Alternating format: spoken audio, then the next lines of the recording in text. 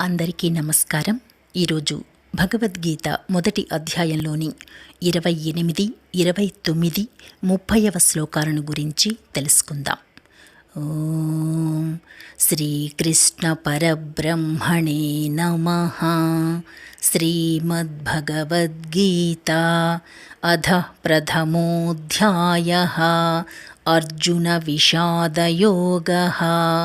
అర్జున ఉవాచ దృష్ట్వేమం స్వజనం కృష్ణ యుయుత్సుం సముపస్థితం సీదంతి మమ గాత్రాణి ముఖం చ పరిశుష్యతి వేపధుశ్చ శరీరే మే రోమహర్షశ్చ జాయతే గాండీవం స్రంసతే హస్తాత్ త్వక్శ్చైవ పరిదహ్యతే న చ శక్నోమ్యవస్థాతుం భ్రమతీవ చ మే మనః.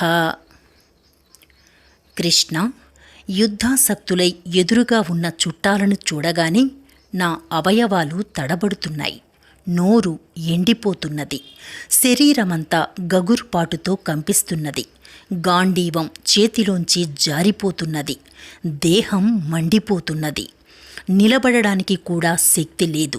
నా మనస్సు తల్లడిల్లుతున్నది. అందరికీ చిన్న విన్నపం. ఈరోజుతో భగవద్గీత మొదటి అధ్యాయంలోని 30 శ్లోకాల వరకు చెప్పుకున్నాం. అయితే ఈరోజు మేము కొంతమంది కలిసి చార్ధామ్ యాత్రకు వెళుతున్నాము. కాబట్టి మేము 20 రోజులవుతుంది అట్నుంచి వచ్చేసరికి. ఈ 20 రోజులు భగవద్గీత శ్లోకాలు చెప్పటం జరగదు.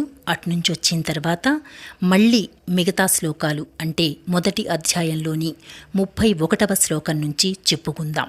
ఈలోపు చార్ధామ్ యాత్రకు సంబంధించిన విశేషాలను వివరణాత్మకంగా చెప్పటానికి ప్రయత్నిస్తాను. ఇక అందరికీ సెలవు.